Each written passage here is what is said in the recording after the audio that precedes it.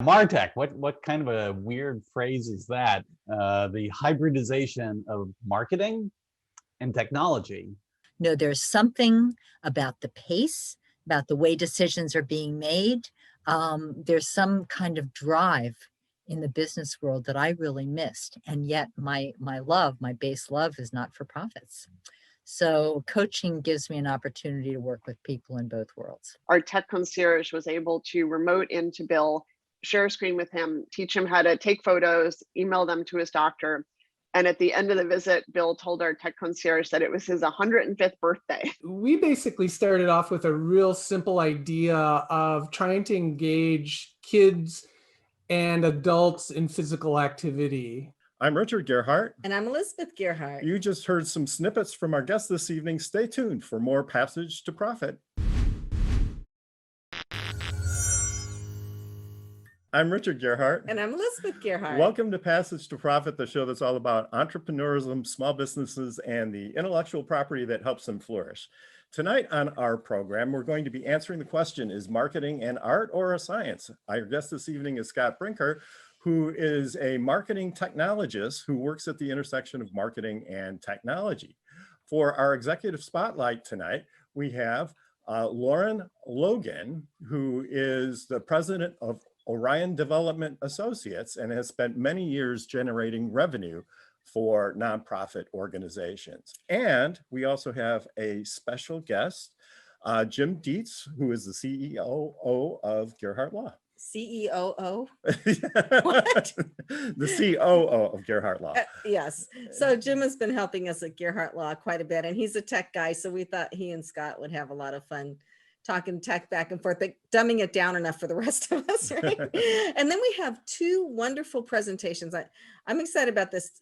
Going with the tech theme, Liz Hamburg has Candoo tech. So she takes people that didn't grow up with tech and aren't real confident in how to use it and helps them. So that is like, you must have 1.5 million clients. We could have used you before the show began. And then we have Paul Mross, and I interviewed Paul for Fireside. I was so impressed. He has Happy Wellness.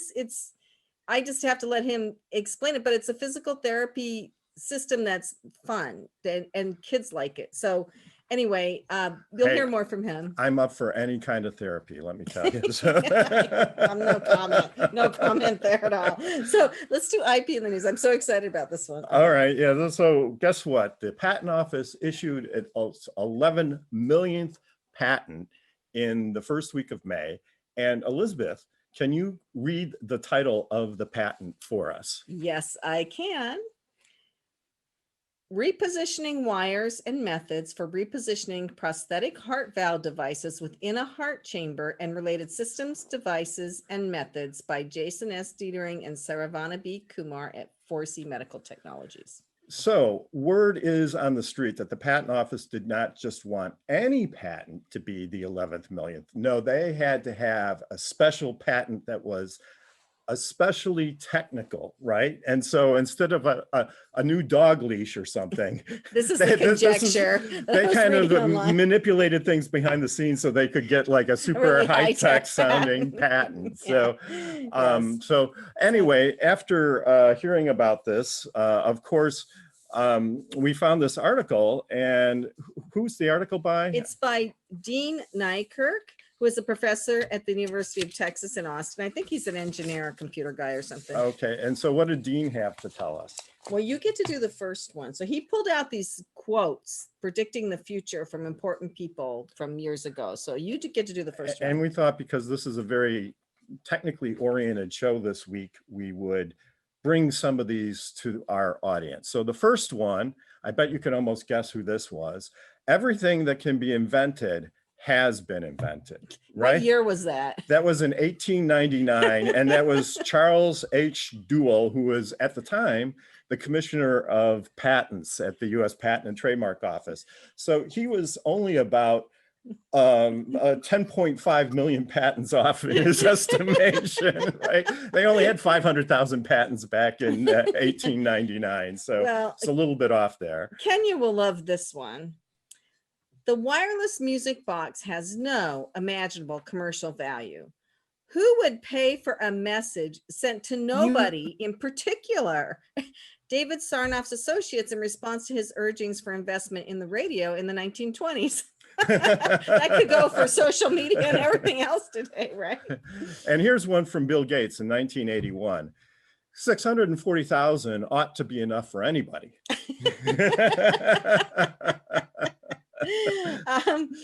And I particularly like, so for our entrepreneurs who are listening or joining us, I particularly like this one. We don't like their sound, and guitar music is on the way out. That was a quote from 1962 when Decca Recording Company rejected the Beatles. So if somebody tells you your idea isn't going to work or it's terrible, well, maybe listen to them, maybe not. Maybe right? not, right. And then finally, I have a couple here for the tech folks. Computers in the future may weigh no more than 1.5 tons. 3,000 pounds. And that was written in Popular Science magazine in 1949. And then here's one from Thomas Watson, who was the chairman of IBM. And he said this in 1943, I think there's a world market for maybe 5 computers. So anyway, so be careful what you get quoted on.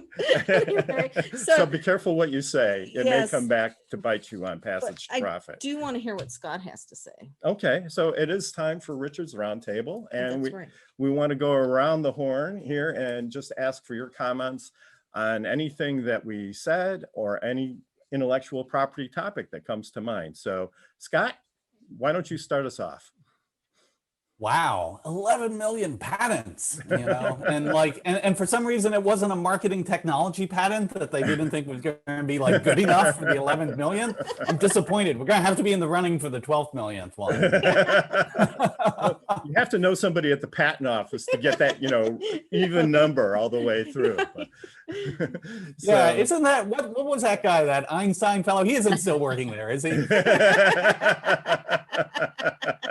I heard he was a pretty tough examiner. You really had to be creative to get one past old Albert there. But very good.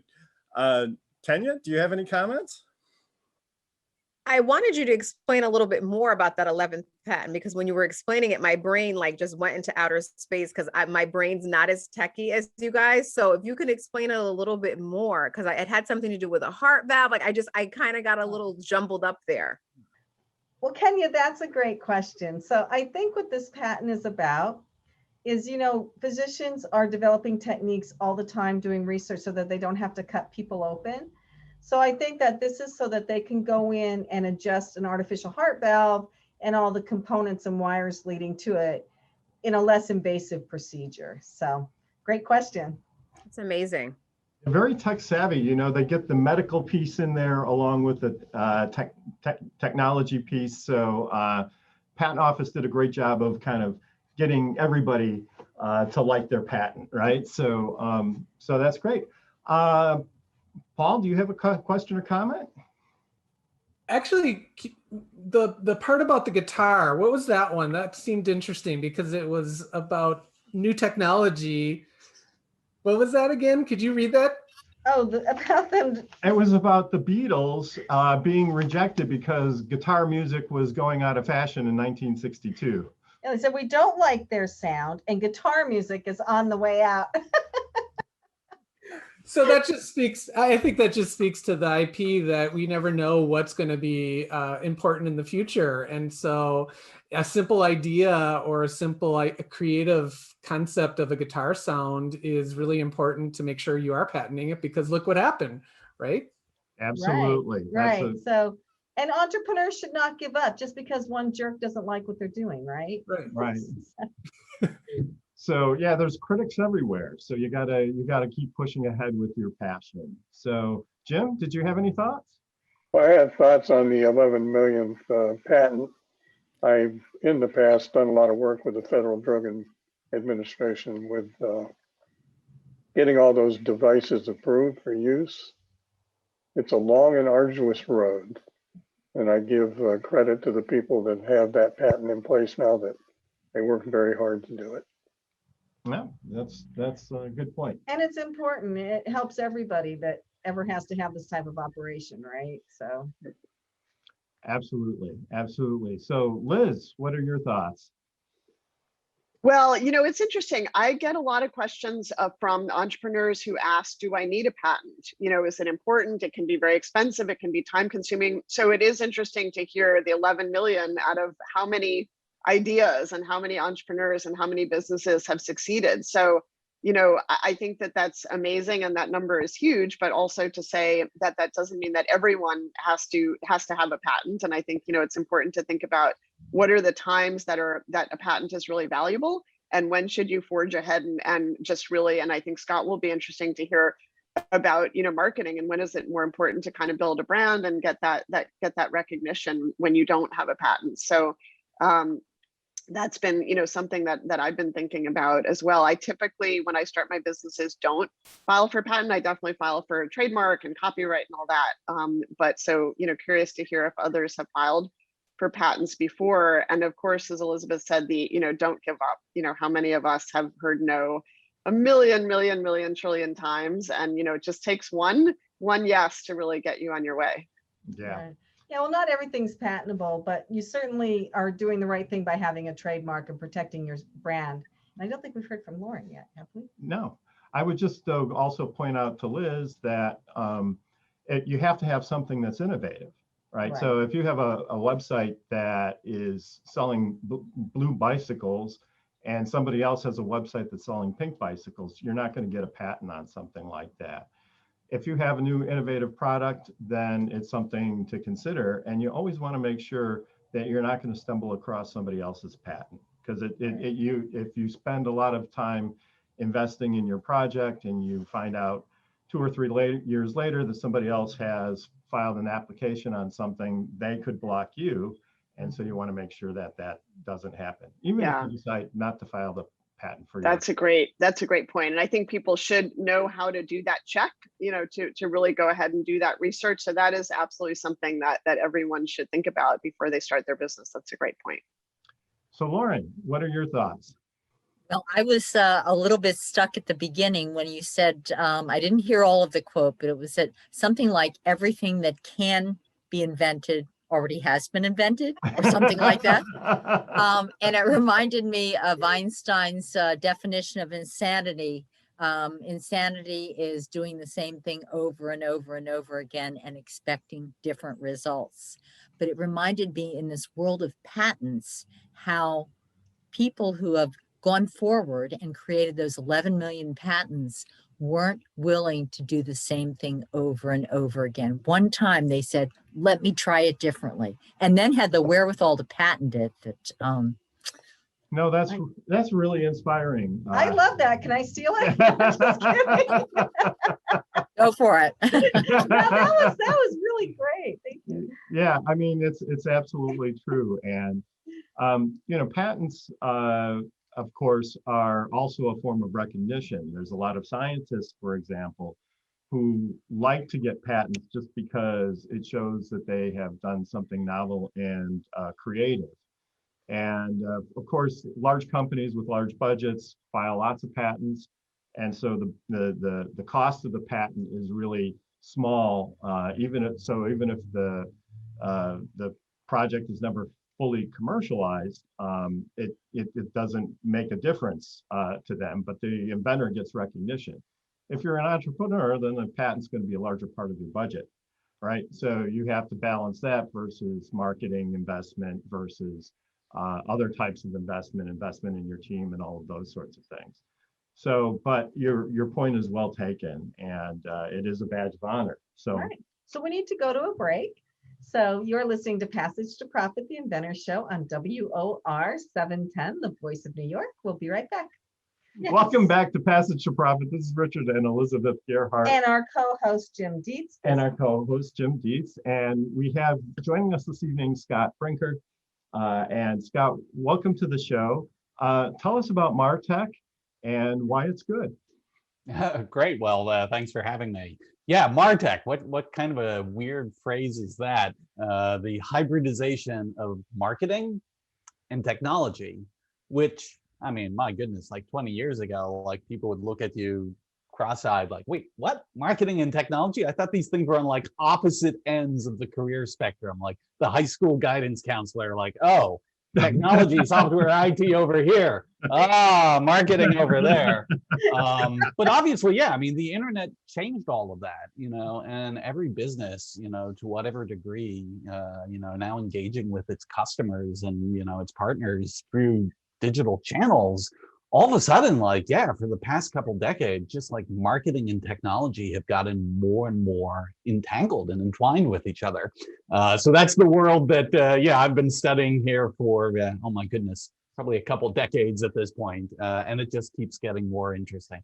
So what is the drive behind sort of trying to use technology in marketing?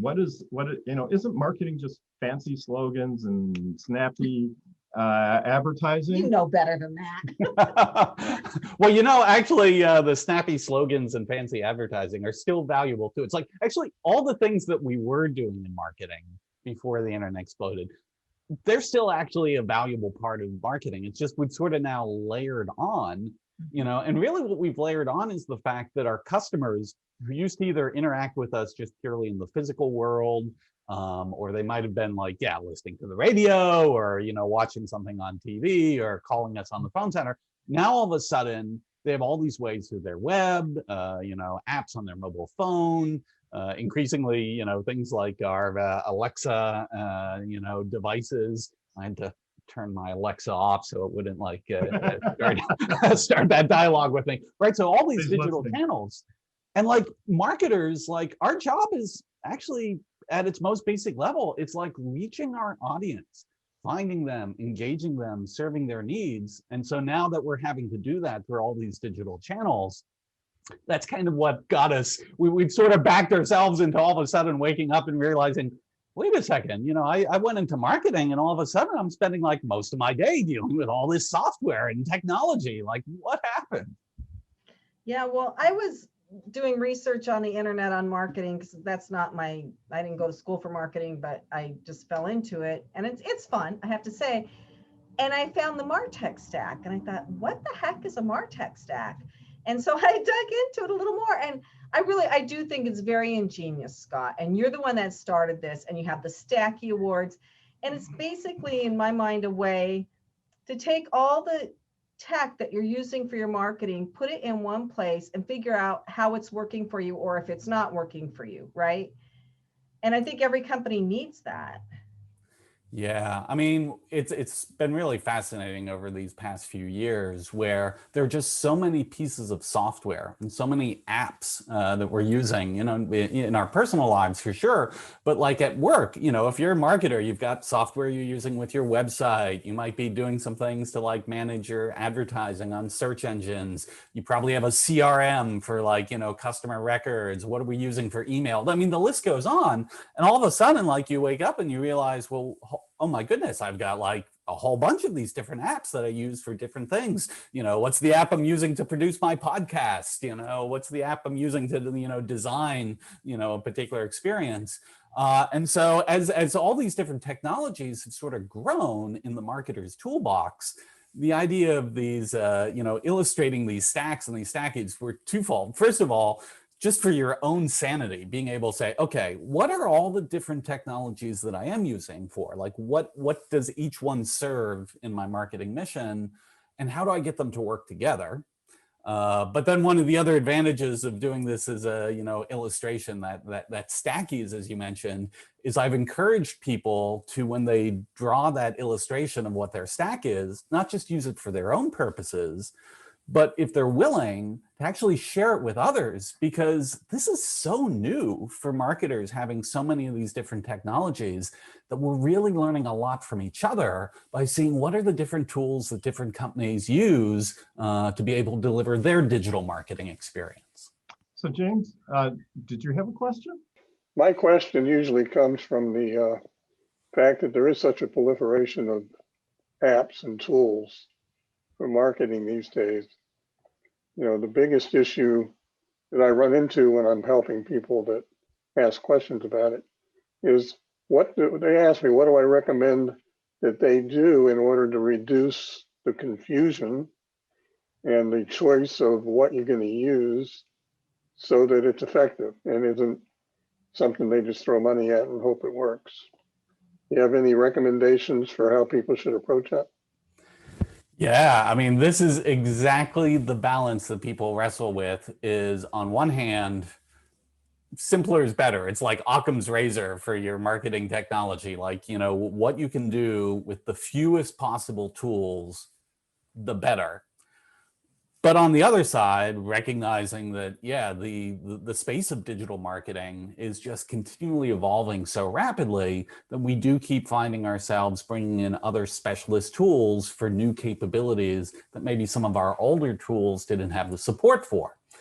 Now, this is part of what my mission is, you know, at HubSpot, and sort of what I advocate for in the industry as large is I really feel the burden should be on the marketing technology companies to work harder at integrations, to really treat their products more as platforms, to work with partners, you know, to be able to do more of this integration between these different tools behind the scenes so that the marketer doesn't have to do it. I mean, I have this vision in my head, and it's probably never going to be this simple, but like, you know, when you have an iPhone and you have like millions of apps in the App Store, you know, you can go and you can pick whichever set of apps you prefer, and they just install. They kind of all work together. They have the same interface, you know, and so marketing tech stacks aren't that simple. They probably aren't going to be that simple for a while, but I kind of feel like that's the aspiration, you know, that marketing technology companies should be reaching for.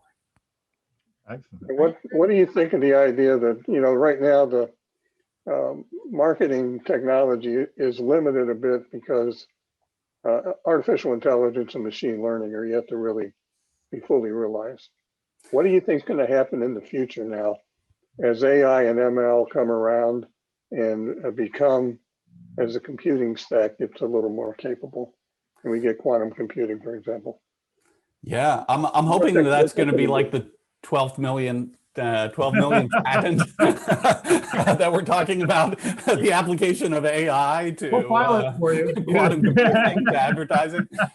So here's hoping. No, I think you're absolutely right. I mean, you know, my background actually was as a software engineer, and so when I was, you know, going to school, you know, several centuries ago, you know, I mean, like the big challenge for AI was, I mean, it wasn't a limit to the algorithms. It was the fact that computing power and the cost of that and the data, and it just wasn't there, you know. But now we, like, you know, probably about 5 years or so ago, it was really over this past decade, we kind of hit that tipping point where all of a sudden, actually, we do have, you know, this expanse of data, and we do have, you know, relatively cheap computing power in the cloud that all of a sudden is making a whole bunch of these like AI and machine learning algorithms feasible. Now, what's interesting is, you know, it turns out we're still in the process of learning, okay, great, you know, just because we can run these algorithms, you know, there's kind of a level above that of like, okay, how does this actually map into our business objectives? Like, you know, one of the big challenges marketers, you know, deal with is, you know, not just getting data, because we now have access to just tons and tons of data, but how do we make sure that the data is well organized? How do we make sure that the data is quality, that we're maintaining accuracy? All of the regulations and compliance issues, you know, around like making sure that when we have data about individuals, you know, that we have permission to use that data. You know, these are now some of the challenges we're wrestling with. But I think the goal of wrestling with that is to get to a place where we're going to be able to leverage more and more of those AI algorithms to help us do smarter marketing. So Scott, the point of collecting all of this data and gathering this information is so that companies can find the consumers that are going to be most suited to their offerings, right? Because in the past, marketing, if you're just doing TV advertising, for example, you may be spending money reaching people that have no interest in buying a new car or, you know, buying this type of shampoo. And so it ends up being a waste of money. And with these technologies, you can target audiences that are most likely to be interested in their products, and you can learn more about how they actually purchase and what's important to them, etc. Is that correct? Yeah, I sort of think of it as three kinds of technology. Certainly the one you mentioned of like using this to like almost analytically using it to like identify like where should we spend, you know, our marketing dollars to reach the right people at the right time. Huge opportunities there. A second is actually then when we're delivering, you know, the content or the experience or the offer to those individuals, you know, are we able to leverage the data to target the best offer to them? Personalization is what they often, you know, call this. But then there's even a third kind of technology that we see in marketing technology, which is really about the actual delivery of the experience itself. And so like a great example would be like, you know, if you go to a website, you know, and instead of having to hunt around on the website, you know, looking for something, you know, there's a chatbot there, and like you interact with this chatbot and it helps take you to the information you were looking for. You've probably used some of these, and probably some of them I'm betting suck, you know, and maybe some of them are a little bit better, you know, and so that's sort of one of the places where we see like, you know, natural language technology, you know, an AI really focused on language interfaces to make those better and better so that when the customer is interacting with some piece of your technology, the technology is helping them get what they want faster and easier. Excellent. Kenya. So Kenya works at iHeart, and I consider her a marketing genius, a creative genius. She may not agree, but she had the concept for this whole show, and we're in our 4th year now. We've been doing it for 3 years. So Kenya, do you have a question or comment for Scott? I do. I have a question for you, Scott. What would you say are some marketing like must-haves when it comes to what tools and analytics that marketers should have as like a baseline for what they're measuring? Yeah, I mean, there's basically 3 things pretty much every marketer needs at this point. First of all, you need a CRM, and it doesn't have to be a super fancy, expensive CRM. You know, Can you make lawyers use a CRM? Jim's trying to help me get the lawyers to use our CRM. We've had a CRM for 2 years and nobody knows how to use it. So if you don't have a CRM, what you have is you have a spreadsheet, you know, which I guess is the most primitive kind of CRM. But all right, whatever you want to call it, you want something that's basically your records of who are your customers, who are your prospects, because you need to, you know, be able to keep track of that. The 2 other things that you need is you absolutely need some sort of way to deliver an experience to them on the web, you know, and the great news is there's so many tools out there now for helping you deliver a great web experience, or if you're running more of a, you know, e-commerce business, right? You know, a tool like Shopify, great, I mean, just great stuff there. And then the third thing you typically need is some sort of way to then be able to engage with that audience, usually through email, depending on where you are and what you're doing. You might also be engaging with them, you know, through SMS or, you know, maybe a mobile app. But you need some sort of way that you're able to then proactively communicate with customers and prospects who have opted in. You know, but if you get those 3 pieces, right, I've got my system of record for customers, I've got a way to deliver great experiences over the web, and I've got a way to like reach out to them, you know, through channels like, you know, email.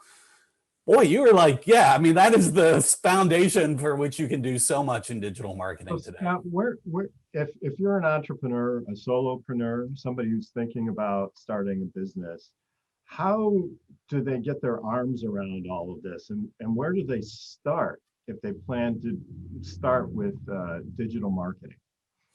Yeah, I mean, the great news is, you know, if you're just getting started, there are so many tools now that will actually bring a lot of these things together. I mean, you know, HubSpot is one, but, you know, in all fairness, there are many others out there. But the idea is you can usually start with one tool that will say, okay, here's a way of keeping track of your customers. Here's a way to get a basic presence on the web. Here's a way to communicate with people with email, and really let you focus your attention on the development of your actual business, like what your idea is, who you're trying to reach, what that fit is going to be. You know, there's all sorts of wonderful and amazing things you can do to expand your digital marketing capabilities over time, you know, but when you're just getting started, yeah, I usually recommend keeping your Martech stack as simple as possible is probably the best way to do it. Well, one thing I like about HubSpot, and we've looked at it, and we're gonna have to revisit that, of course. We're doing some changes now, but one thing I like about HubSpot is it doesn't just give you the front end of this is what you tell people. It gives you the back end of these are the results. This is your ROI. This is where people are looking. This is what's working for you. This is what's not. And that's really important because you know, it's like throwing a net out into the Pacific Ocean and hoping you catch a salmon. If you don't have that feedback, right? Yeah, yeah, and this is why, I mean, like, there's all these topics, like when you get into more advanced things, people talk about how data science, is being used, more and more in marketing. In fact, when we were talking earlier about using AI and machine learning, there is so much value to be derived from just understanding, with all these digital touch points we have with customers, what's working and what's not. So what was that old like Wanamaker phrase? Like, I know half my advertising is wasted. I just don't know which half.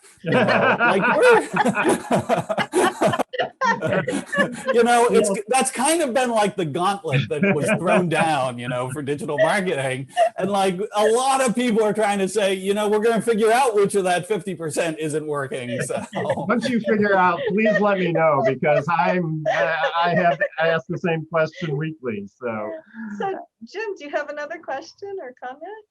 No, I think the conversation's interesting, and there are many things that have to be considered when you're doing marketing, and you lose track. It's easy to lose track. Absolutely. And if you can keep focused, that's your best bet.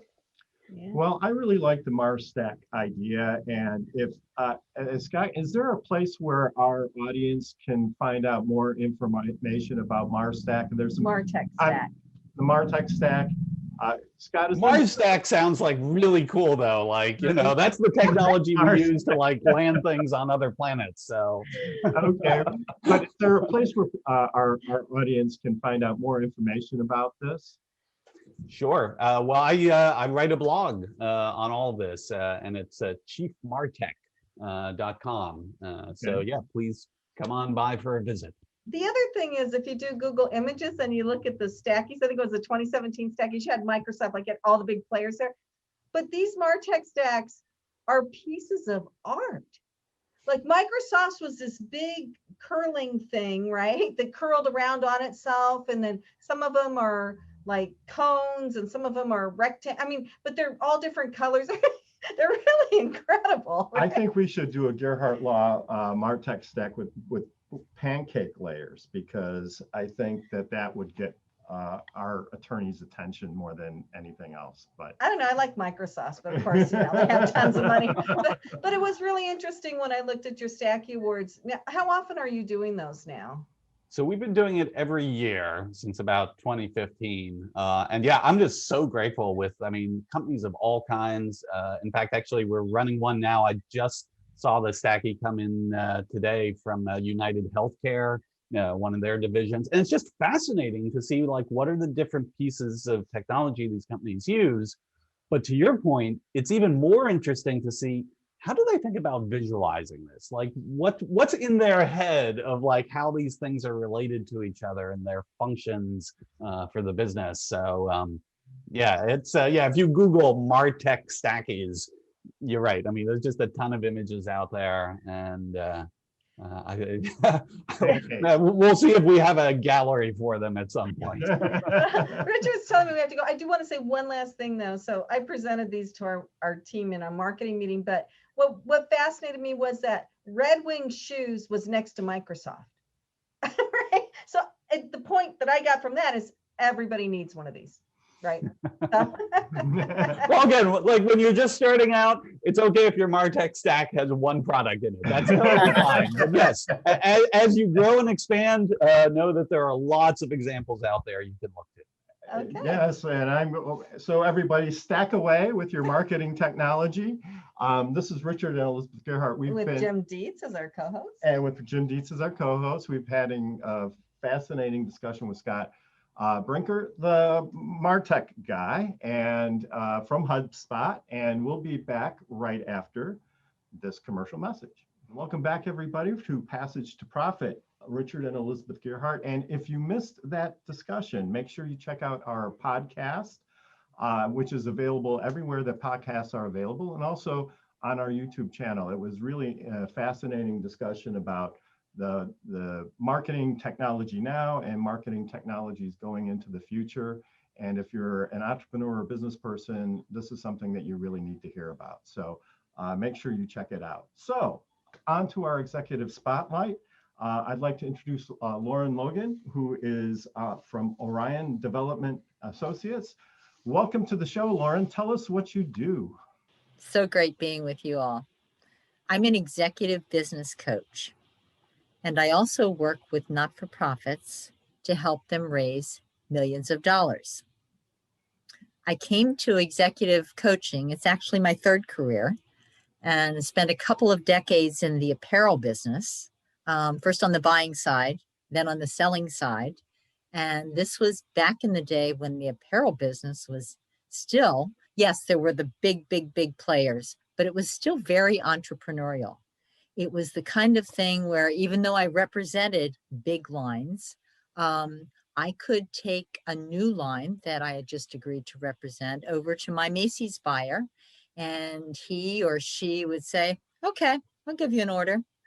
It was that kind of thing. They had discretionary income, and unlike some of the rigidity that it takes place when businesses do finally scale to the size they need to be. But then my church asked me to chair a phase of its capital campaign. And I'm reporting on us approaching the Gearharts, and they're thinking about giving a gift of $5,000, but they wanted to go towards this. And so we're strategizing how we can elicit that gift. And I'm going back to Speedo. I was representing Speedo at the time and thinking, this is very similar to what I do at Speedo. I forecast, I look ahead, I strategize. And so some miracles later, our consultant got a job consulting a much larger church. They needed an in-house person. He asked me if I would like him to throw my name in the hat. I said yes. And I got a position, an in-house position as a director of development for a large church in Manhattan, and was part of a team that raised many millions of dollars. And then got to raise millions for Columbia University Medical Center and a large social services agency. So it was at that point when I was thinking, where will I go to fundraise, that I came across the opportunity to coach. And those of you here today, and there are a lot of you who are listening in on this call, who are in the business world, know, and you may know something about the not-for-profit world, know there's something about the pace, about the way decisions are being made. There's some kind of drive in the business world that I really missed. And yet my base love is not-for-profits. So coaching gives me an opportunity to work with people in both worlds. That's really great. So, so I would imagine that it's a very different kind of approach in the nonprofit world than it is in as it is in the profit world, right? I mean, it's different factors are at play. It was interesting. The consultant that advised me that yes, this would be an easy transition of my sales and marketing skills, had, I think, spent most of his career in the not-for-profit world. I would say I had a comeuppance in realizing that taking $1 million proposal to your largest customer and them approving it out of their seasonal open to buy is quite a bit different than asking an individual or a couple for a 7-figure gift that is coming right out of their livelihood and their income and may affect their future lifestyle. So yes, it's sales, but it's really very different. Scott, did you have any questions for Lauren? I guess my question would be, how have you seen technology in the non-profit world evolve? Technology has played a key role in helping nonprofits identify sources for future income, and has played a key role in helping them create strategies to cultivate new customers. So that has been new clients, new donors. So I think technology has been invaluable in terms of that. We can see through technology what people, what other interests they have philanthropically. And we can see what their footprint is in the world that may indicate to us how to best propose our organization's mission in a way that they can hear best. That's very cool. That's great. Kenya, did you have a question? I do actually. I think what you do is admirable and fascinating in the same sense, because it's hard to get people committed to give to anything, right? So my first question is, have you seen any changes in philanthropic efforts since the pandemic has happened? And if so, what are some ways that you may have had to reposition how you go after developing funds in that sense? There are always immediate changes in the patterns of giving when something happens, a world change happens. We see it in disasters. We see it after terrorist attacks. We see it during the pandemic when we look on our TVs and we see people who look just like us standing in food lines.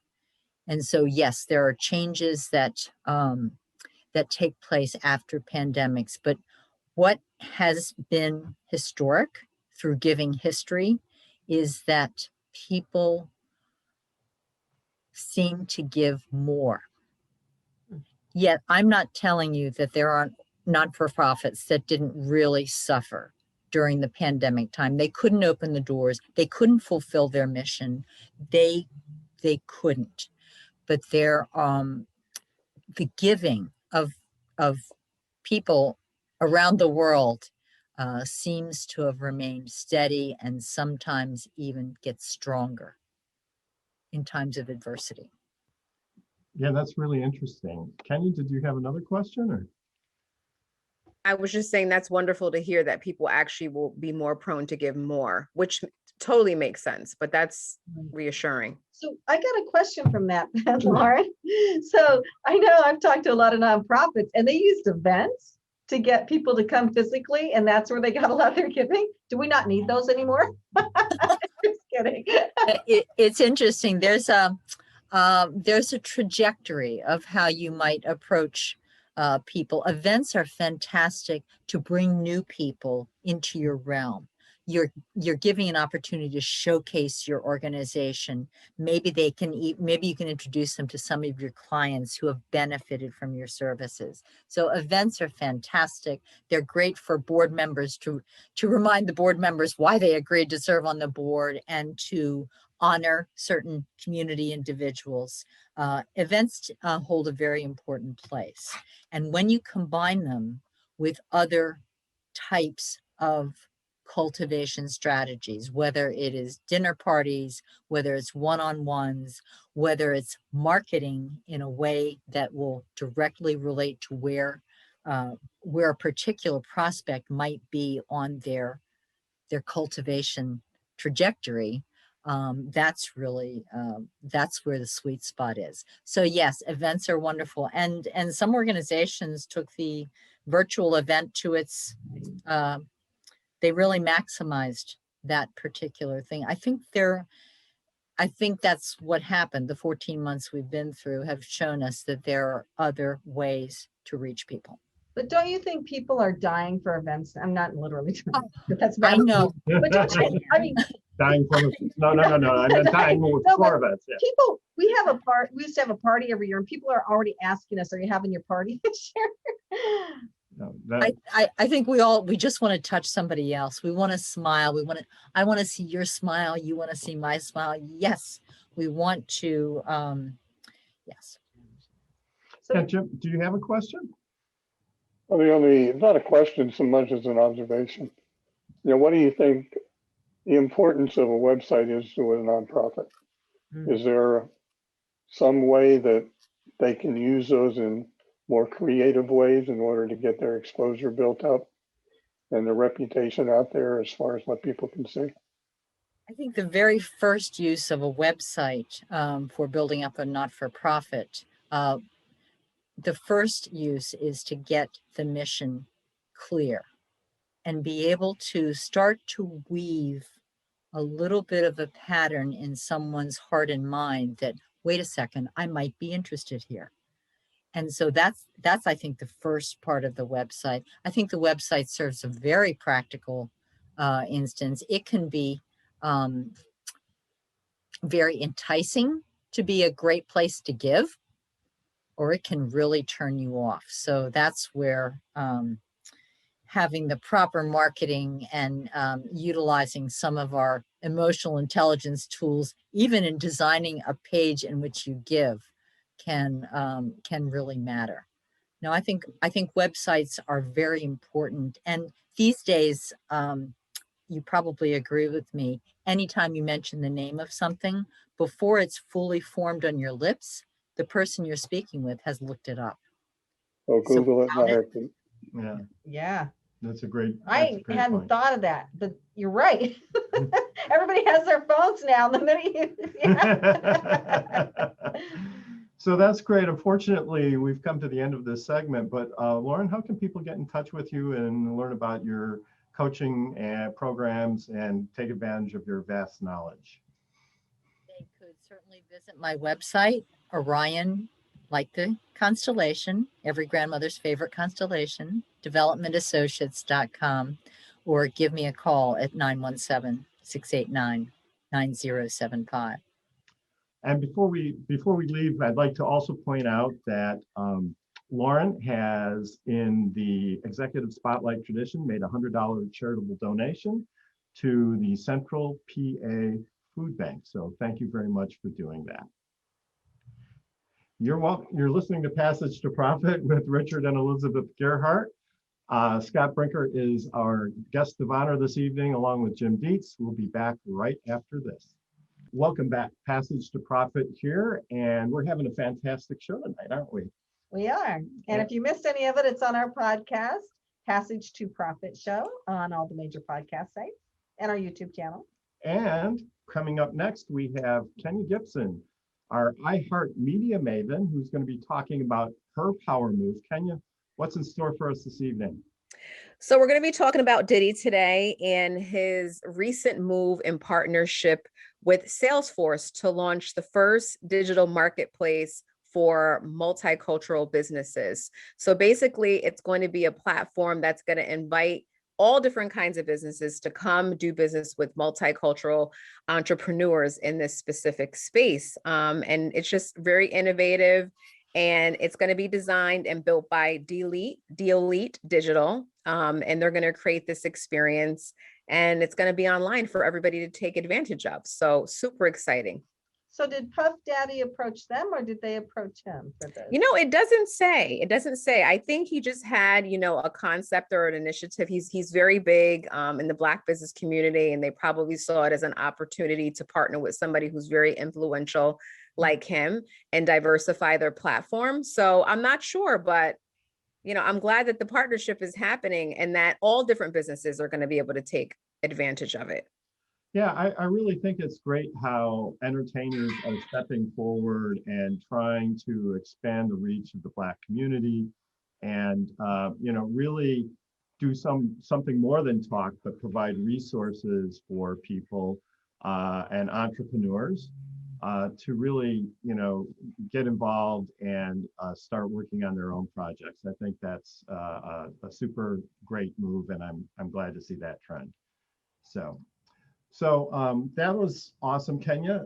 Up next is Elizabeth Gearhart, who is going to be talking about what else? Fireside Directory. Elizabeth, take it away. So for those of you who haven't heard about this before, so Fireside Directory is a video directory of small businesses, and it's a YouTube channel and a website. And Jim has agreed to help me with it now, and he, thank God.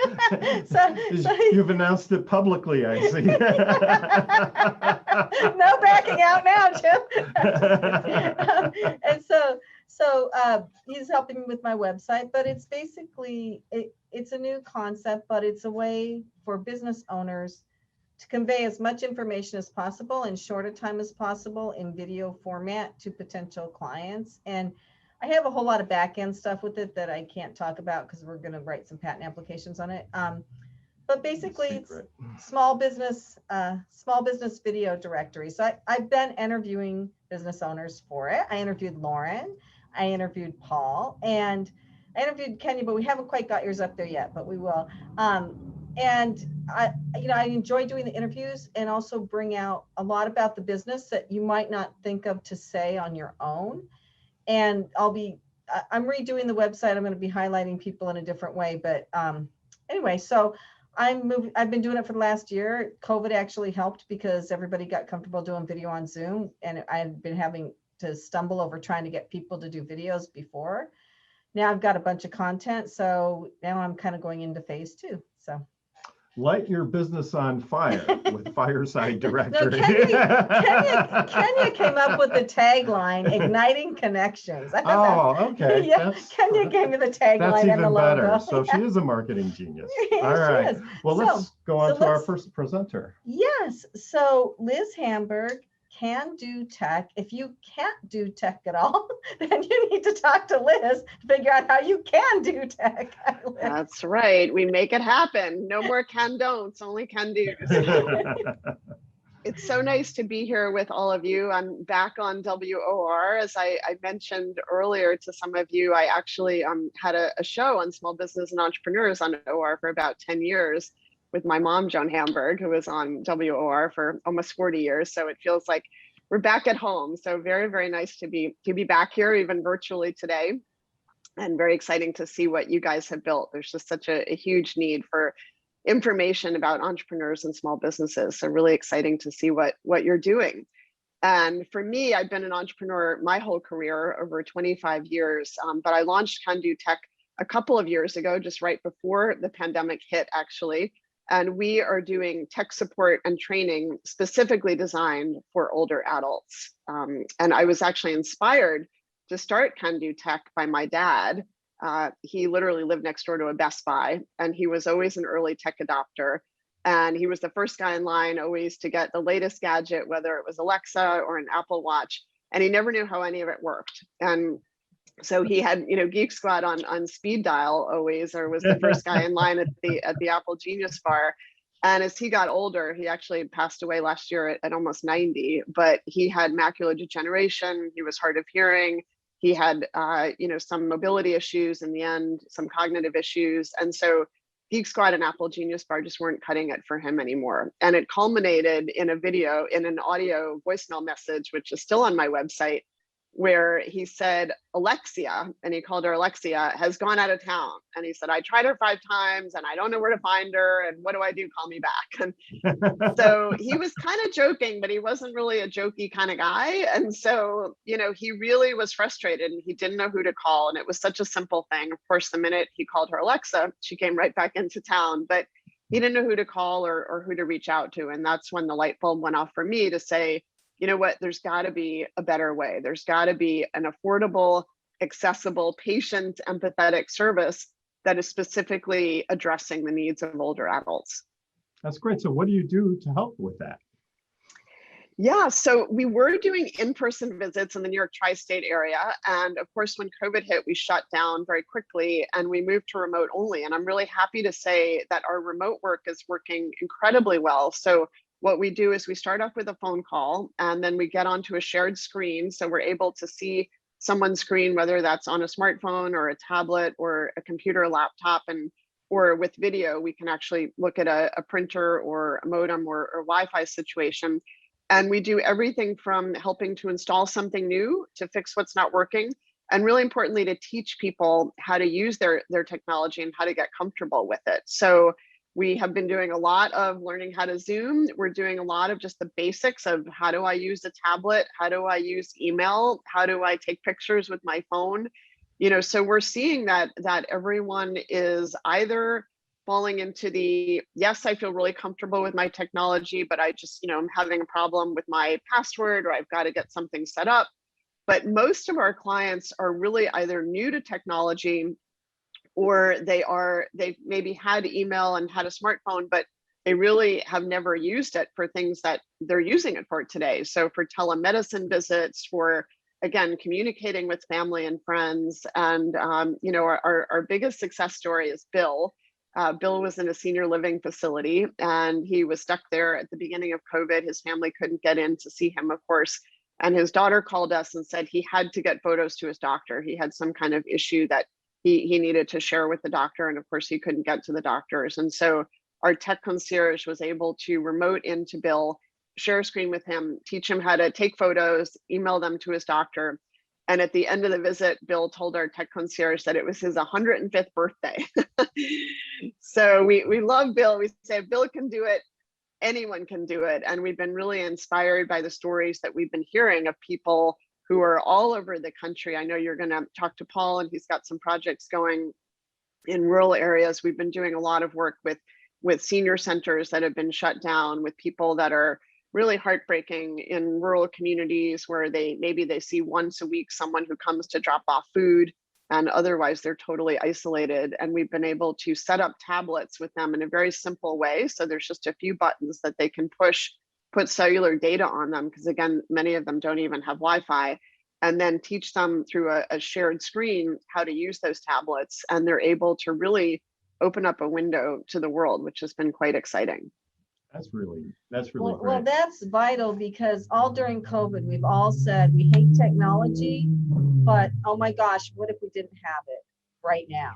Right. Yeah, and it's been really a breakthrough, you know, because we have been looking at the data. There was a Pew Research study that came out a few years ago saying 75% of older adults are afraid of and frustrated by their technology, and very often need someone to help them set it up and show them how to use it. And we've literally seen people with their hands shaking, you know, saying, oh my God, my heart is beating. It's like a visceral reaction to being afraid of technology. And so, you know, our name Candoo really, I think, sort of says it all. You know, it's about empowering people to feel like they can use it. And so we've seen over the last year people saying literally, I can't do it, I don't understand it, I'm stupid, you know, and these are lawyers, former doctors, you know, CEOs, professionals who are so afraid of their technology that they sort of throw up their hands and say, I can't do it. And then when they get small little wins, you know, whether that's being able to, you know, see a granddaughter's graduation on Zoom, or be able to, again, access a doctor's visit or something, they build up that confidence and then they get so excited. We had one woman email us recently to say she was in her 70s, she learned how to do something new, and then she just taught her 99-year-old mom how to do it too. That's amazing. My parents bought a computer, and back when AOL was like all the rage, and they had the dial-up modem, you know, and they were bound and determined to learn how to use email. But unfortunately, they never did, because it was. Well, your mother did, but your dad didn't like it. Oh, okay. Well, I would get like an email every 6 months from my mom. It took her that long to actually learn how to do it. But that being said, when it comes to new platforms like Instagram or Twitter, those things, I feel much less comfortable using that technology because it's not something I really grew up with. On the other hand, I feel fine wandering around a PC or a Mac. It's kind of what you're used to, and but I think what you're doing is a wonderful I'd thing. really like to hear Jim's take on this. Jeff, what do you think? Well, Liz, the only thing I can say is in my dealings, and I'm going to ask you the question, when you talk to the people that need help, and elderly people are a particular one that seem to, they're afraid of technology. That's a true statement. But the fact of the matter is they're afraid of it because they don't understand it. The language of technology is foreign to them. They don't want to learn it. So how do you explain it to them in real everyday language? That's a great question. So we have a team of amazing tech concierges, as we call them, and they all are trained to do tech support, but we also have layered on top of that training specifically on how to address the needs of this population. So we're working with gerontologists, with audiologists, with vision impairment specialists, with cognitive enrichment specialists. And so we are training our team. One of the first things they ask is, are you hearing impaired? Do you wear hearing aids? Can we connect your hearing aids to a device? Do you have any vision issues? Well, then let's increase the font size. If you have macular degeneration, did you know that you're better off with a dark screen and white font? So simple things like that. And then imagine if I said to you, open up a browser window, and you had absolutely no idea what a browser is. So we say, you see that little round blue and white thing on the bottom of your screen that looks like a compass?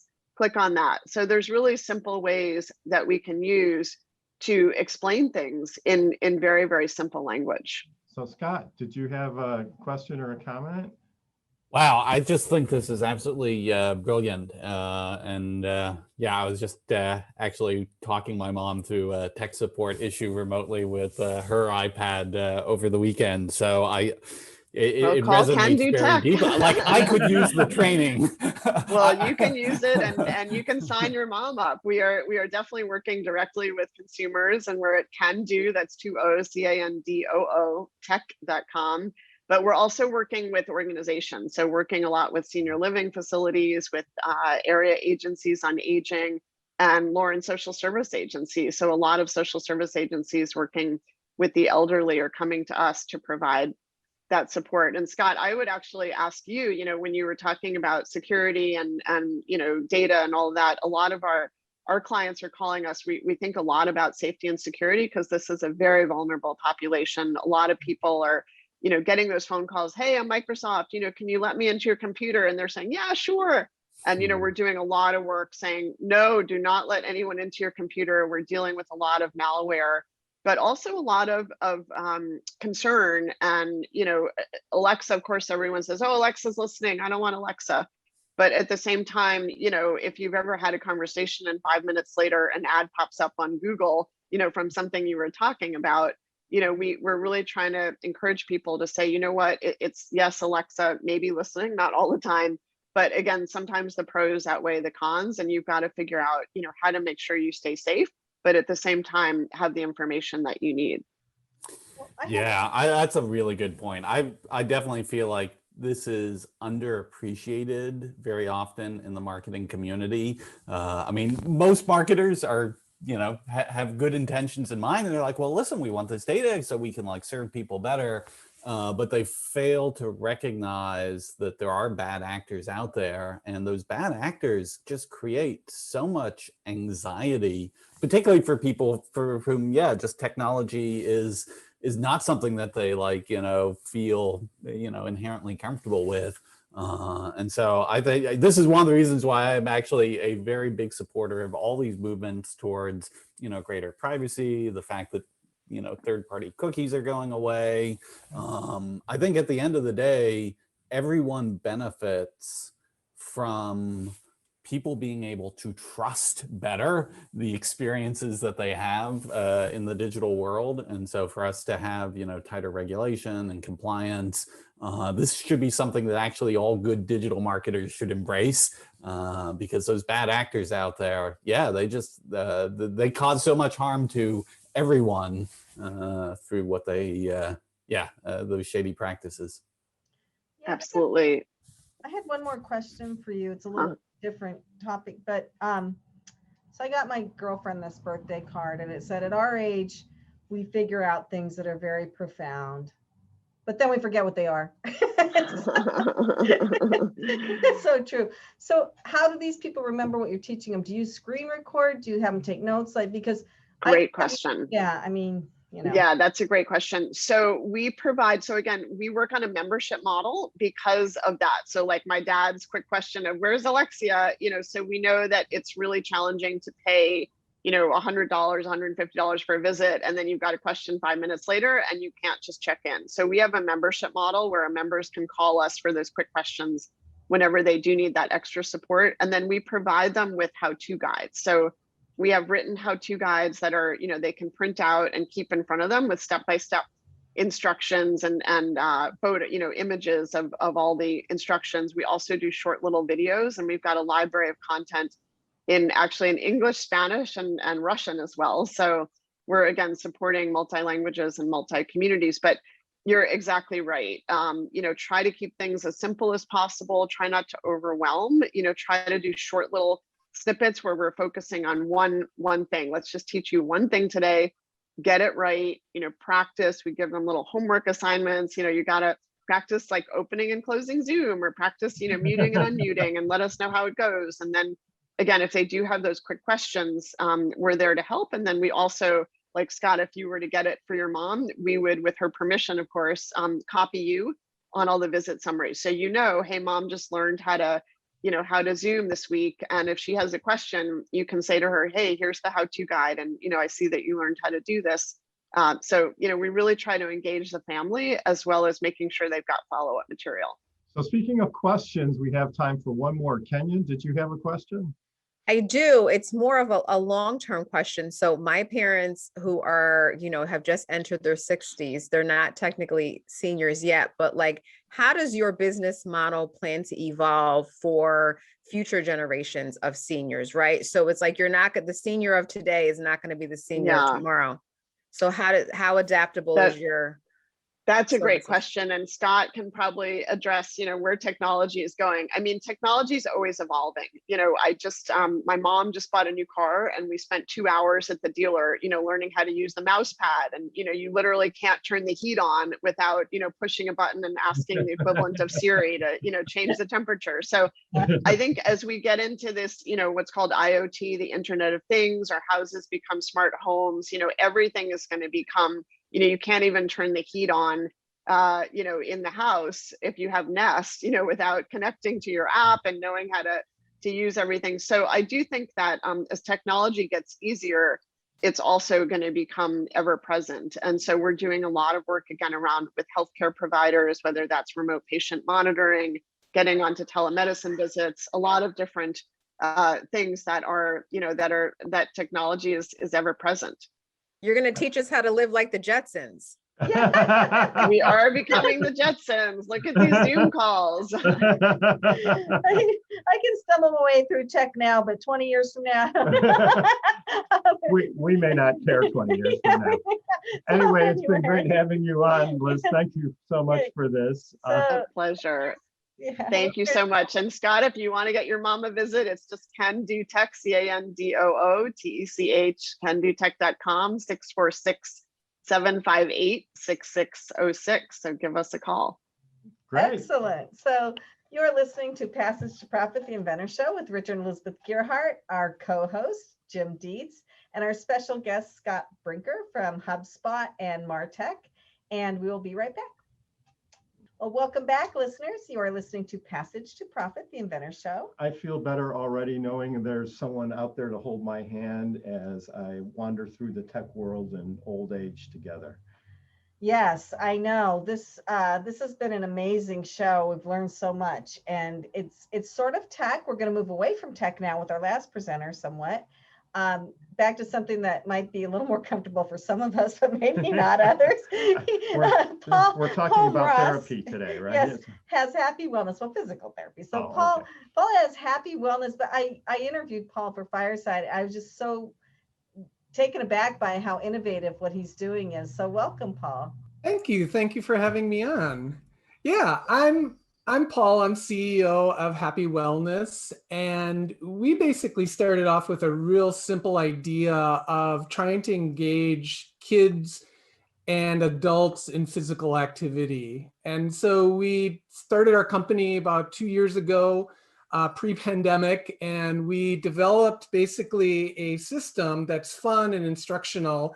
You could see the basis of our system behind me, which are these exercise mats that have different visual markings on them to basically help instruct and understand physical movement concepts. And we focus mostly on yoga. So that is our main goal.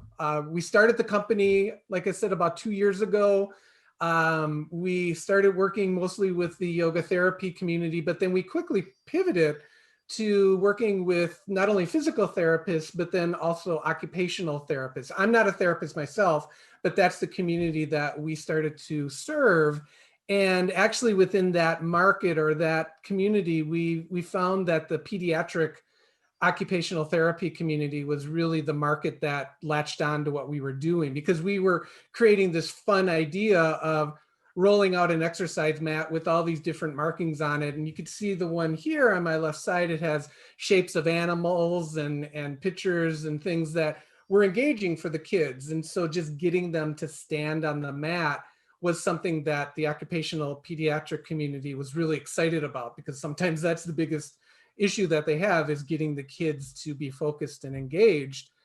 And then when the pandemic hit, we were about ready to do our big launch right before at a big conference for the occupational therapy community, and that got canceled. So we started to actually find, talking about technology and the simplicity of it, we found that telehealth was something that was being utilized a little bit with our process. Basically, if you have the same template on both ends of the camera for a telehealth visit, it helps understand where the patient is in space. And so we actually have measurements on the edge of the mat. So if you look at, say, something behind Elizabeth, I might be able to say, well, raise your right hand up this high, and I could see the picture there. But if you move just a little bit to the right and do the same thing as a therapist, your objective measurement isn't going to be the same from visit to visit.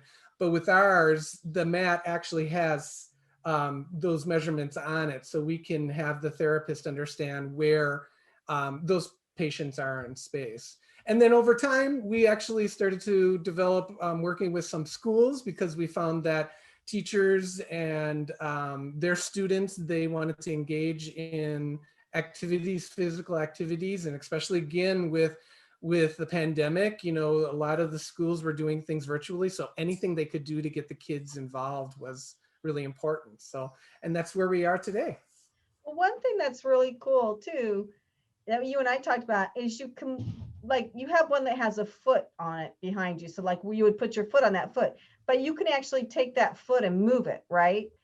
So right, yeah. So actually, if you see here, the white foot is actually a peel and stick. So as an instructor, if I was instructing all of you how to do yoga and I could see where you are in space, and instead of saying something complicated like, no, step your right foot forward another 6 inches, I can actually peel that, put that on the mat that you're using, so that you have this visual idea of where, oh, I look down at my mat and it's by the, if you're a kid, it might be by the solid triangle, you know, then they can look, and that's where we're trying to instruct them to move.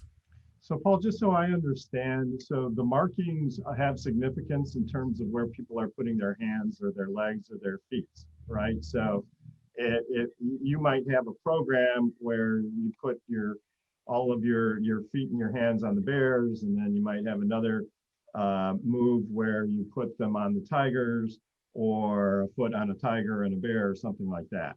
Is that the basic idea? Correct. Yes. Maybe a little bit about our origin. So I actually also do research that Liz was referencing. I do research with yoga and fall prevention in rural older adults. And we've been looking at that for many years now, and utilizing yoga as that process of helping prevent falls. And we were approached by the deaf and hard of hearing community to do a program for them on balance and fall prevention. And while they were all brand new to yoga, I was also not, I didn't sign. And so even though we had interpreters, there were still communication challenges. Simple things like, you know, how to stand in a certain yoga pose was a little complicated. And so what I wound up doing was I printed out pictures of feet that I found on the internet and cut them out, put them on the floor, and we played basically yoga twister, right? Put your right foot here, put your left foot there. And then I thought, well, could we bring that to a template on an exercise mat?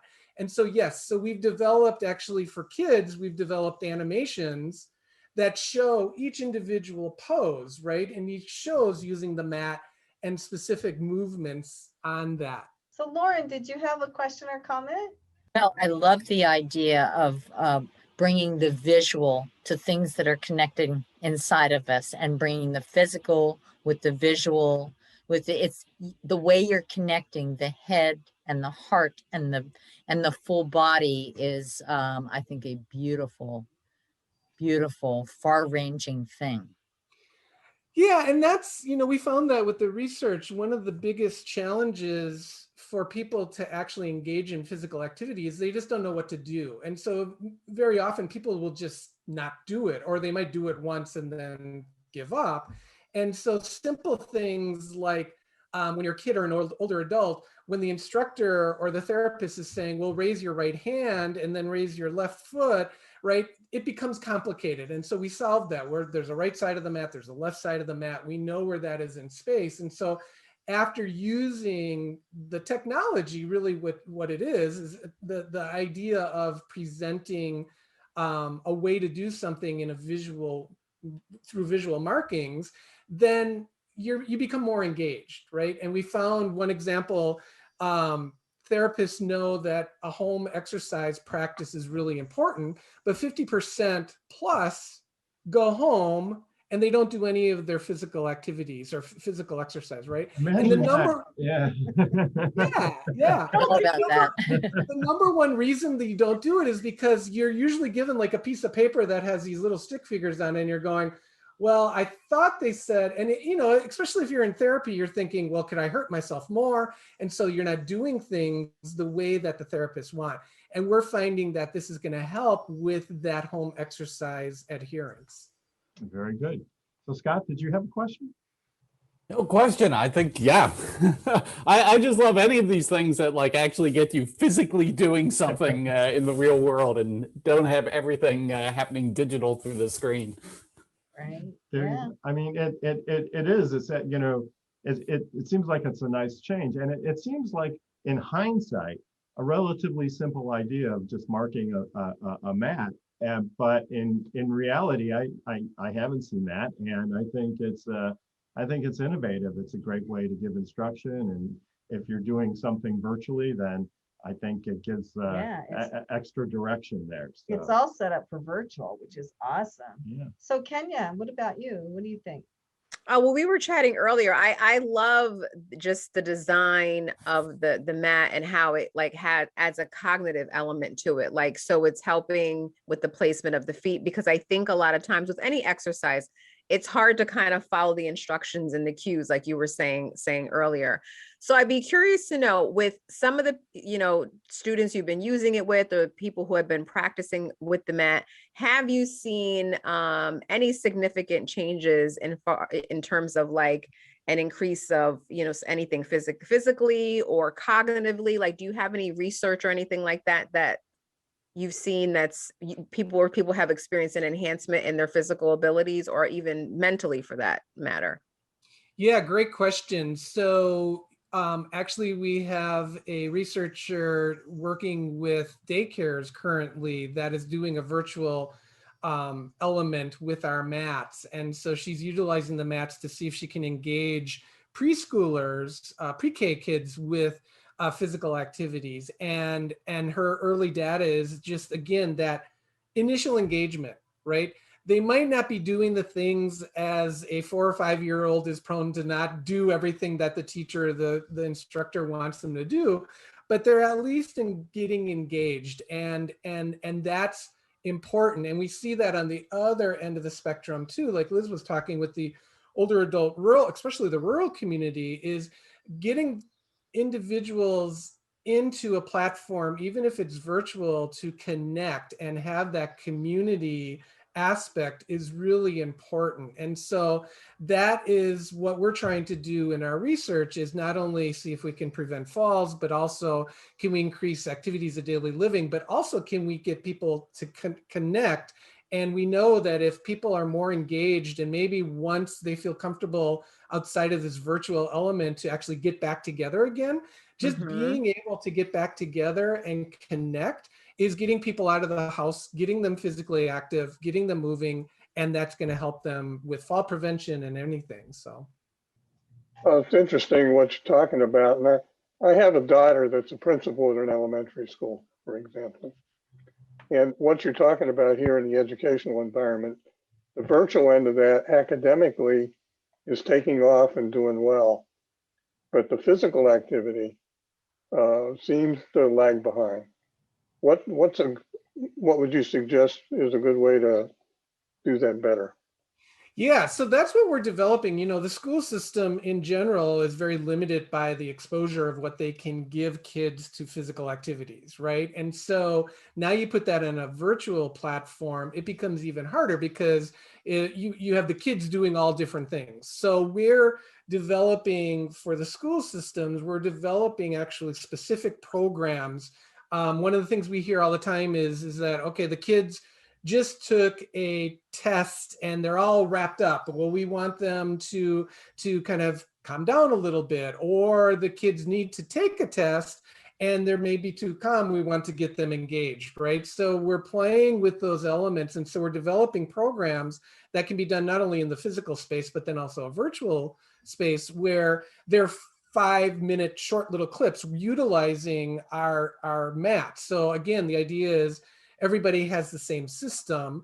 And so then they can play in that physical environment on the mats. We do things like beanbag tossing, right? So for kids that might not physically be able to move, they might have balance challenges, or they might be in a wheelchair, right? We can still play with the idea of engagement and tossing a beanbag on the elephant or whatever it might be. So we're trying to incorporate all of those elements of getting kids physically active, because that is key. I mean, and I'm not saying anything against the reason why we have schools to educate children, but the physical aspect of that, like Lauren was saying, the mind-body connection is really important. Absolutely. I'm sorry, but we're going to have to end, but where can people buy one of these or find you?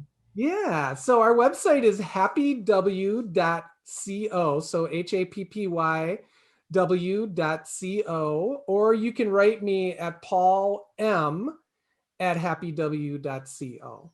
Can you make a mat with like intellectual property symbols on it, like patents, trademarks, copyrights, that kind of stuff? No, we deal with that all the time, the intellectual property. So we co-brand. If people want specific mats, that's right, we do that for you. Put your hand on the trademark registration symbol. I think that could be a hit. You do? Really? Anyway, what are people listening to now? What are people listening to? They're listening to Passage to Profit, the Inventor You Show got it. How on about that? WOR 710. And we have Richard and Elizabeth Gearhart, our co-host Jim Dietz, and our special guest Scott Brinker. And we will be right back. Don't go away. If you missed any of it, our podcast will be out tomorrow, and it'll be on our YouTube channel too. Welcome back, everybody. It was a completely and totally fantastic show, looking into the future in a lot of different ways. It was an amazing show with like really smart people. Anyway. Don't worry, there's hope for you if you want to learn how to use your computer better. Anyway, then you can show me. Our guest was Scott Brinker, and you can find him at chiefmartech.com. And then we had our executive spotlight, Lauren Logan, Orion Development Associates.com. We had Liz Hamburg with CanDooTech.com, and Paul Mross with HappyW.co. So thank you, everybody, for joining us. Before we go, some final words of wisdom for our audience. Scott, do you have any parting thoughts? Wow. Well, I was taking inspiration from Candoo in particular here, that I think when people are coming to marketing technology, it sometimes can seem a bit overwhelming. Stick to the basics, start with something simple, focus on your customer. You can do it too. And maybe you can work a Martech Stack into Candoo's program there. I don't know. They seem kind of like two opposite ends of the spectrum, right? Well, we're a user, as I said to Scott, we're a HubSpot user, and very, very excited about using our CRM, both for marketing to our prospects as well as keeping our customer information. So it's been really, really helpful, and they have amazing programs for startups. So a shout out to them. All right, great. Jim, do you have any final thoughts? Yeah, the only final thought I have for Scott is I wanted to let you know that, or for Scott, the diagram you put out every year scares the shit out of me. I apologize. Because I look at that and I just wonder, what is everybody else thinking? I'm an engineer and I look at it and I go, holy crap. I understand. Don't shoot the messenger. Lauren, what are your thoughts? Thanking so much, not just from Scott's wonderful presentation and teaching us about Martech and stacking and all kinds of things, but from what we heard from Liz at Candoo and Paul at Happy Wellness, that the intersection of all of this artificial intelligence begins to come quite close to how we can use our emotional intelligence to harness the power, because that's really what it's all about. That's very profound. Thank you for sharing that. In Kenya? Lauren, I can't top that. But I will say it's been an amazing show. It's always an amazing conversation when you have a lot of creative people to share their thoughts and their intellect. And I always appreciate being a part of it. So thank you. Thank you, Kenya. And I just want to put in a plug here for iHeart Digital Services. They do a great job. And you know, the whole iHeart team has been fantastic. If you're looking for digital marketing, search engine optimization, iHeart has an incredible program. Or creativity. And if you want radio time or whatever, contact Kenya Gipson with the P at iHeartMedia.com. So that's about it for us, everybody. Thank you very much for listening. And we'll be back again next week with another Passage to Profit. I'd like to thank our producer, Noah Fleischman, our program coordinator, Alicia Morrissey, our video editor, Angela Wolf. And don't forget to like us on Facebook, Instagram, and Twitter. This is Richard and Elizabeth Gearhart for signing off for Passage to Profit on WOR 710, the voice of New York.